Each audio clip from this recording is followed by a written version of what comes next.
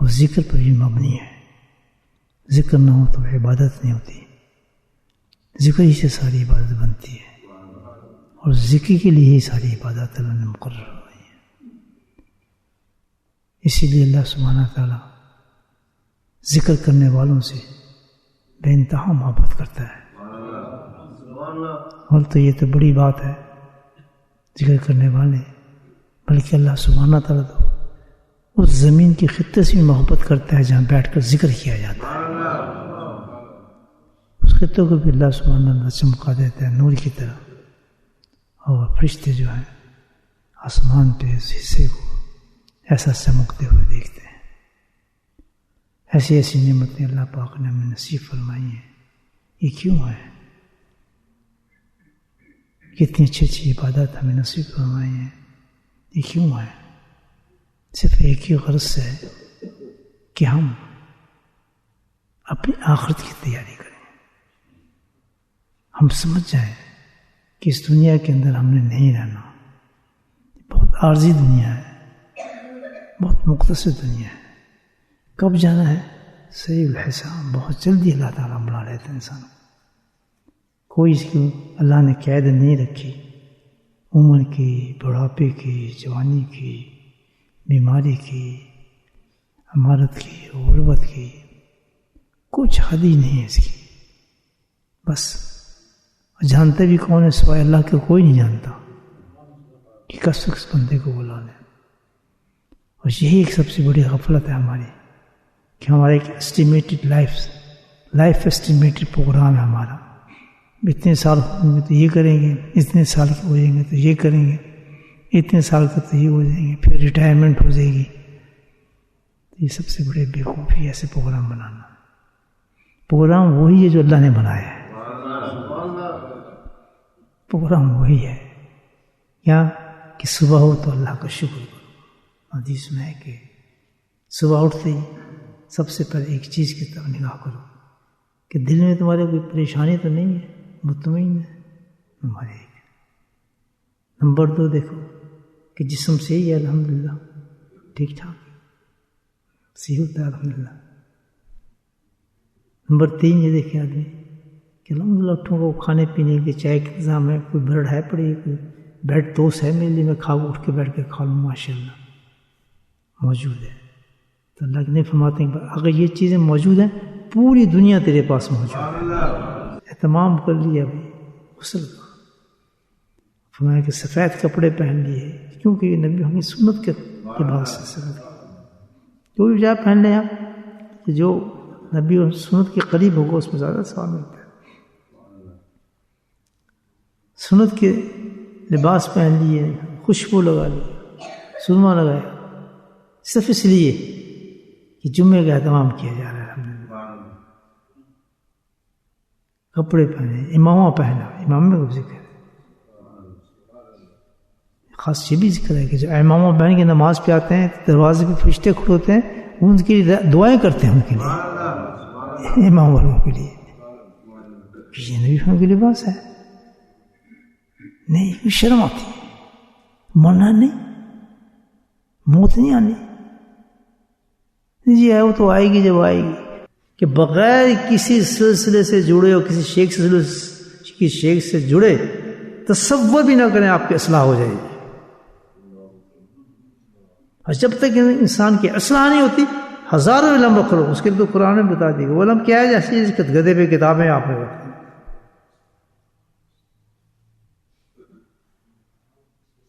اتنی ضروری انسان کے لیے اصلاح ہے اپنی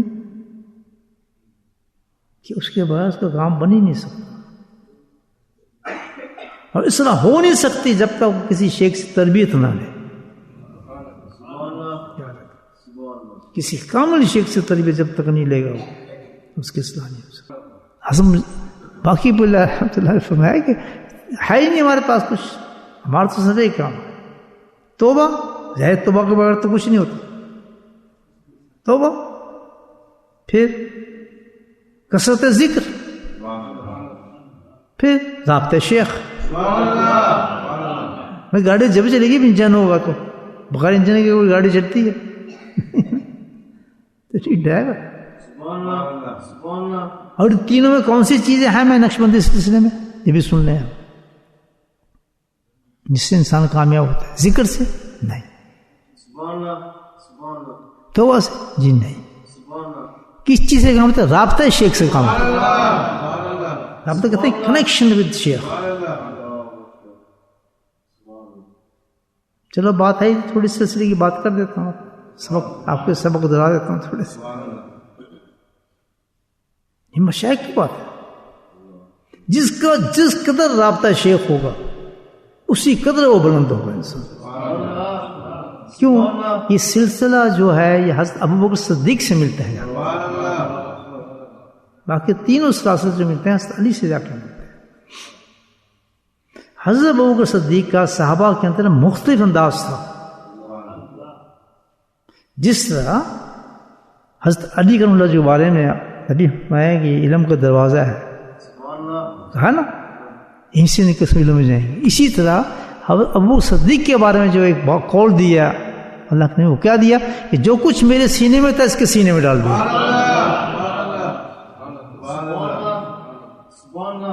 کیا کہ ان عکاس ریفلیکٹڈ معاملہ ہے میرے اور صدیق کے دل میں, کھینچ لیتا ہے. کیوں کہ اس کے اندر اتنی جذب اور محبت ہے کہ جو تھا سینے میں نکال لیتا ہے میرے. کیا مقام دیکھیں اس کا انعکاسی فیض ریفلیکٹڈ.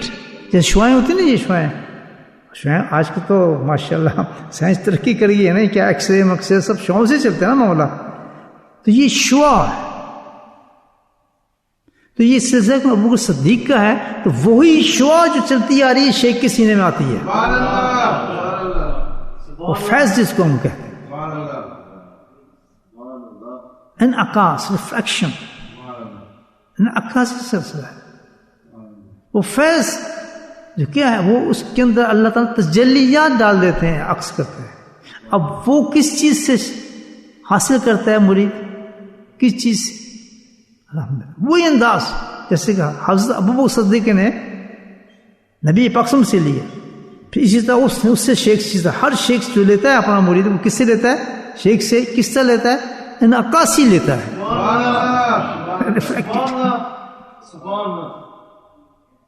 زبان گم مات کچھ بھی نہیں, کوئی گفتگو نہیں, کھینچتا ہے شیخ.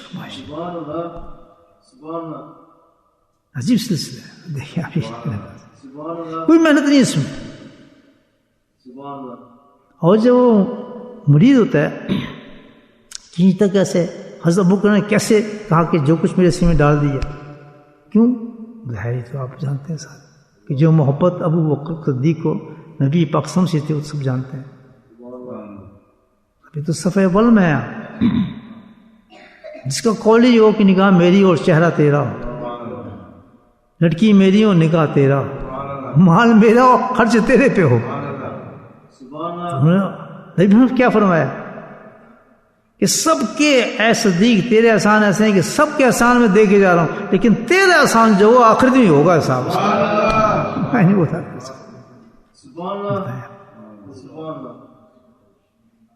ایسی ایسی جگہ ساتھ, ایسی جگہ ساتھ دیا ہے کہ جان اور اتنا ساتھ دیا تو جب گئے تو اپنے ساتھی بلا لیا.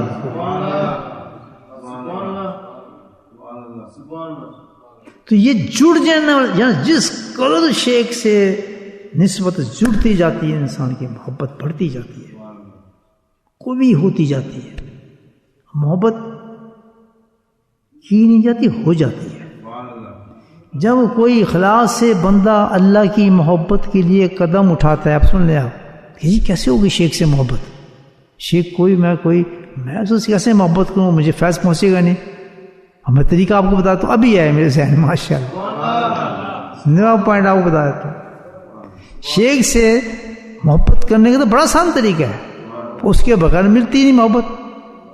کیسے؟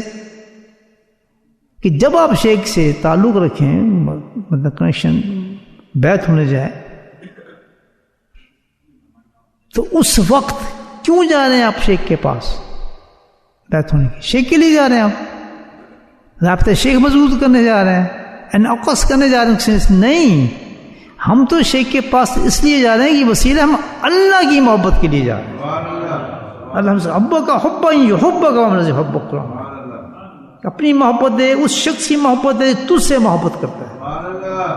میں نے تلاش کیا، مجھے یہ شخص جو ملا ہے وہ شخص ہے تجھ سے محبت کرتا ہے رب. اب یہاں شیخ کی محبت کیسے بڑھتی ہے؟ جتنی آپ اللہ تعالیٰ کی طلب لے کے جائیں گے شیخ کے پاس، جتنی محبت لینے جائیں گے وہ ساری آپ کو شیخ سے ملنا شروع ہو جائے گی. اتنی آپ کو شیخ سے محبت ہو جائے گی. جتنی شیخ سے آپ دور ہوں گے، چکر بازی کریں گے، اس سے نہیں کر رہے، آپ کو دل میں محبت ہی نہیں ہے نا اللہ تعالیٰ کی. انڈائریکٹلی آپ حقیقت میں اللہ کو نہیں چاہنا چاہ رہے، اللہ کو پانا نہیں چاہ رہے. ورنہ ایسی جگہ عام حالت میں آپ دیکھ لیں کہ کوئی چیز آپ نے لینی ہے اور آپ کو پتہ ہے اس جگہ سے اس چیز ملے گی، اس چیز کا حال کیا کریں گے؟ آپ بھاگیں گے. آپ مثال کے طور پر آپ کو پتہ ہے یہاں کنواں ہے، اس کنویں سے نکلے گا تیل، اس زمین میں تیل ہے. کیا کرتے ہیں زمین کا حال؟ آپ کھودنا شروع کرتے ہیں نا، اس کو کھود کھود کھود، برا حال، یہاں سے پانی تیل نکلنا ہے، بس یہیں سے نکلے گا. کیسے کرتے ہیں؟ یہی تو معاملہ ہے. جب آپ کو پتہ ہے کہ یہ وسیلہ ہے جس سے مجھے اللہ مل جائے گا، کون ما صادقین، جو خود اللہ نے کہا اس کے بعد، جب یہ وسیلہ صادق یہاں سے ملے گا، پھر کیا ضم ہونا شروع ہوتا ہے اپنے شیخ کے اندر. کس کو تلاش کرتا ہے؟ رب کو تلاش کرتا ہے.